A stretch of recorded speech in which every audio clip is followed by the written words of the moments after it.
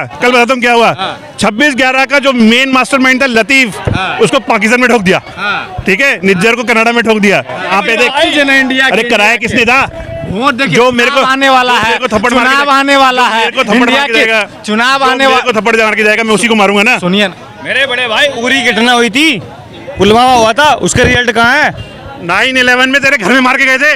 नमस्कार साथियों, अभी मैं सीपी में हूँ और सीपी में लोगों से जानते हैं कि आने वाली जो 24 का चुनाव है, प्रधानमंत्री का जो 9 साल बेमिसाल रहा है, इस पे लोगों का क्या ओपिनियन है, क्या बात करना चाहते हैं, चल के हम बातचीत करते हैं। तो 9 साल जो मोदी की जो सरकार रही है, वो कैसा सरकार रहा? बहुत बढ़िया। हिंदुस्तान में इससे पहले लाल बहादुर शास्त्री की ऐसी सरकार थी जो मोदी जी ने सरकार चलाई है, चाहे वो इंटरनल मैटर हो, चाहे वो जियो पॉलिटिक्स हो। मोदी जी ने हर चीज़ में हिंदुस्तान के लिए बहुत बढ़िया काम किया। आपको कैसे लगता है कि मोदी जी बेहतर किए हैं, सबसे बेहतर किए हैं? मोदी जी सबसे बेहतर किए हैं, क्योंकि जब मोदी जी आए थे उसके कुछ साल तक पहले की बात है कि हिंदुस्तान को विदेशी लोग फ्रेजाइल 5 बोलते थे। फ्रेजाइल 5 मतलब कि हम ऐसी 5 इकनॉमी में थे जो कभी भी बैंकरप्ट हो सकती है। हमने वो समय देखा है जब पेट्रोल पंपों पे लाइनें लगती थी और वर्ल्ड का बेस्ट इकोनॉमिस्ट हमारा प्रधानमंत्री था और हमें पेट्रोल नहीं मिलता था। हमने वो टाइम देखा है जब हिंदुस्तान का पैसा बिल्कुल इस हालत में चली गई थी इकोनॉमी कि वर्ल्ड के इकोनॉमिस्ट, आज भी तो रुपया का रेट गिर रहा है। मैं बता रहा हूँ, वर्ल्ड के इकोनॉमिस्ट बोलते थे पॉलिसी पैरालिसिस हो गया हिंदुस्तान में। हिंदुस्तान का प्रधानमंत्री हिंदुस्तान में पॉलिसी की डिसीजन नहीं ले सकता।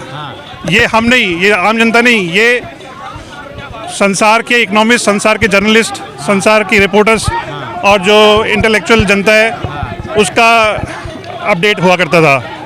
वो हमने वो समय देखा है जब हिंदुस्तान के प्रधानमंत्री हिंदुस्तान में बम ब्लास्ट होने पर अमेरिका जाता था और अमेरिका में पाकिस्तान का प्रधानमंत्री ये बोलता था कि एक देहाती औरत आ गई कंप्लेंट करने के लिए। आज क्या हो रहा है? आज ये हो रहा है कि कनाडा का प्रधानमंत्री एक देहाती औरत की तरह जगह जगह जाके बोलता है मार डाला, मार डाला, मार डाला। आपको क्या लग रहा है, मोदी सरकार के शासन से खुश हैं? मोदी सरकार के शासन से सिर्फ खुशी नहीं, अत्यंत और बेहद आनंदमयी है हिंदुस्तान को। आपको क्या लगता है मोदी? मेरे भाई, मैं भारतीय सेना में कार्यरत हूँ, ठीक है, मेरी बात सुनिए। मैं मोदी सरकार से खुश भी हूँ और नहीं भी हूँ। जो इनकी विदेश नीति है, विदेश नीति ठीक है। अब जयशंकर जी जो हमारे विदेश मंत्री है, उनकी नीति बिल्कुल ठीक है, एक्यूरेट है, ठीक है। जो देश की नीति है वो बिल्कुल ख़राब है। देश के अंदर क्या हो रहा है इनको कुछ नहीं पता है। इनको कुछ नहीं पता है बिल्कुल। देश के अंदर क्या हो रहा है, क्या नहीं हो रहा है, पेट्रोल के दाम, डीजल के दाम, ये बोल रहे लाइन में लगते थे। आज भी हम लाइन में लगते हैं भाई, आज भी हम लाइन में हैं। आप जाइए पेट्रोल के अंदर, अभी भी किसी भी पेट्रोल पंप में चले जाइए, लाइन में आप लगोगे, लाइन में आपको लगना ही पड़ेगा। लाइन में लगने की बात नहीं है। एक समय ऐसा आया था कि पेट्रोल पंप बंद हो गए थे, हिंदुस्तान का पैसा नहीं था। कब कब कब कब मनमोहन सिंह की सरकार में, कब इसमें सरकार में 2012 के टाइम में हिंदुस्तान का पैसा नहीं था इंपोर्ट करने के लिए। 3-4 दिन दिल्ली के अंदर पेट्रोल नहीं मिल रहा था, पेट्रोल पंप बंद हो गए थे। लाइन में लगने की बात नहीं है, पेट्रोल पंप की अवेलेबिलिटी खत्म। ऐसा मुझे तो ऐसा नहीं लग रहा है।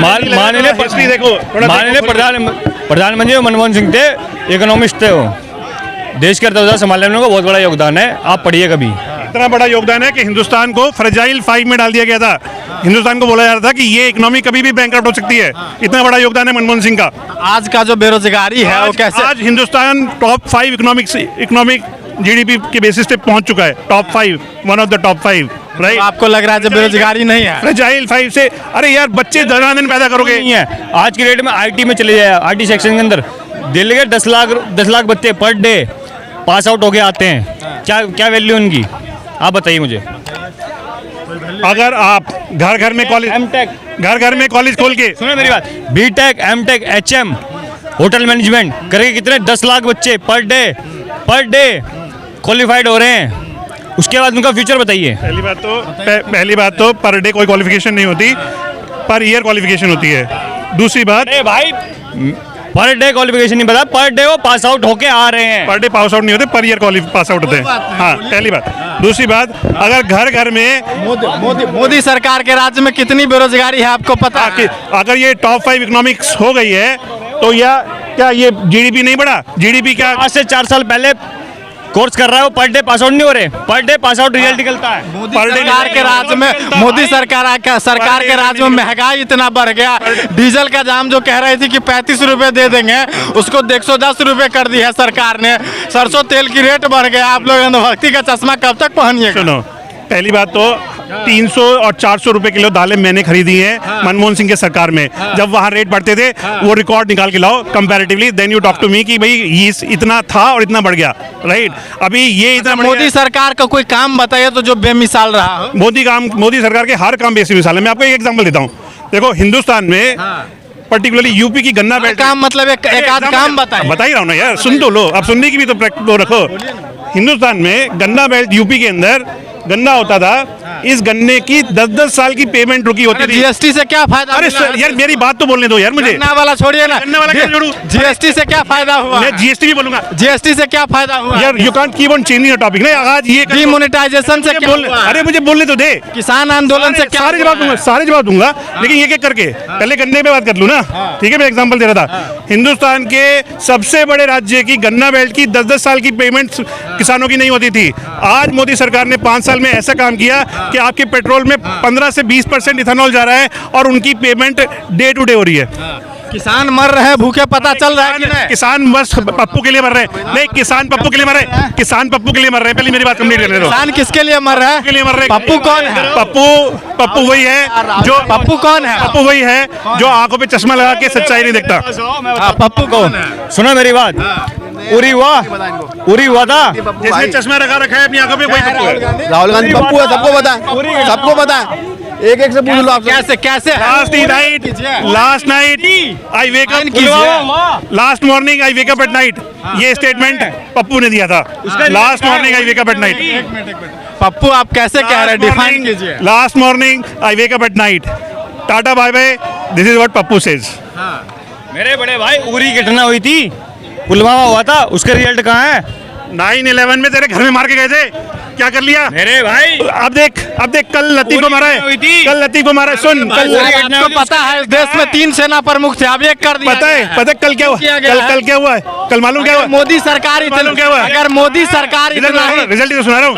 कल पता क्या हुआ? मोदी सुन इतना ही बेमिसाल है तो 3 सेना प्रमुख को 1 सेना प्रमुख क्यों कर? कल क्या हुआ मालूम? कल क्या हुआ? कल बताता हूँ क्या हुआ। 26/11 का जो मेन मास्टरमाइंड था लतीफ, उसको पाकिस्तान में ठोक दिया। ठीक है, निज्जर को कनाडा में ठोक दिया। ये होता है रिजल्ट, राइट? ये नहीं होता कि 26/11 में मार दिए। चीन जो जमीन खींच के आज कोई जमीन नहीं खींच के ले गया, उतनी जमीन है। पप्पू की बातें मत सुनाओ, में सच्चाई सुनाओ। सच्चाई ये है। पढ़ते उड़ते हैं कि नहीं? कनाडा का प्रधानमंत्री रिपोर्ट मार दिया। तेरे से 10 गुना ज्यादा पढ़ाई करी मैंने, बता रहा हूँ। तो ये मत बोल, डोंट कम पर्सनल की पढ़ते नहीं है। चैनल तेरा कुछ भी हो, डोंट अटैक पर्सनली, पढ़ते नहीं हो। मेरी क्वालिफिकेशन जानेगा तो पागल हो जाएगा। आपको क्या लग रहा है? उरी का बताओ ना।